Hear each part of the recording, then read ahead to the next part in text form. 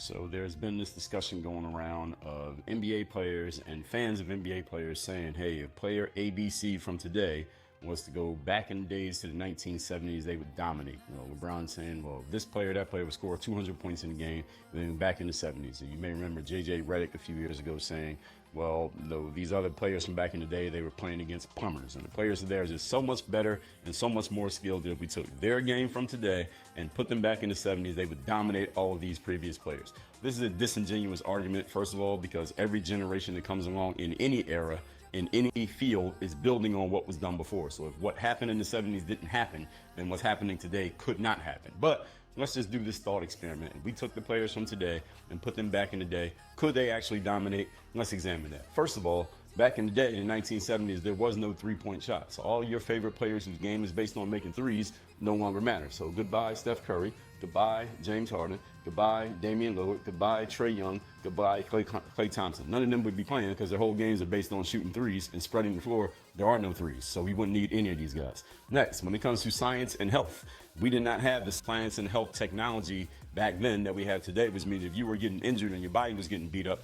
you didn't have anywhere near the technology or the help to help you get healthy again. So any players who were always injured, you ain't playing. So Joel Embiid, we would not see you in the 70s. Kawhi Leonard, you wouldn't be playing. And Anthony Davis, you would not be playing. So those guys are gone. Next thing, travel, carry, and palm. These things were actually enforced back in the day, where if you took more than 2 steps, a literal 2 steps, anything more than that, 2.5, you were getting called for travel. If your palm went up towards the ceiling while you were dribbling the ball, this was known as a carry. Hey son, wait a minute. This is known as a carry or a palming violation, and the referee would actually call it. So if you did this, it would get called and you wouldn't score any points. Let alone would you score 250 points. So LeBron, you would not be playing. Giannis, you would not be playing. Allen Iverson, you wouldn't be playing either, because those things are being forced and you wouldn't score any points. Let alone would you score 200 points. Wait a minute, son. Next thing.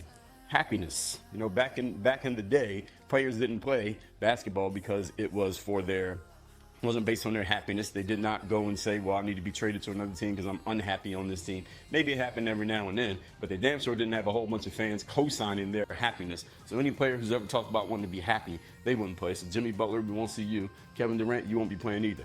Big man, you were relegated to playing around the basket area with your back to the basket. There was no such thing as a 7-footer shooting 3-pointers. So any of you doing that, Jokic, we would not see you playing, and Wemby, you wouldn't be playing either. And when it comes to the money, there was not as much money being thrown around. Players still make more money proportionally than the average person, but many of you would not be fans of these players because they're not rich and they're not really big celebrities, because they're making not that much more money than the average person. So a bunch of y'all wouldn't be around either. So would these players dominate?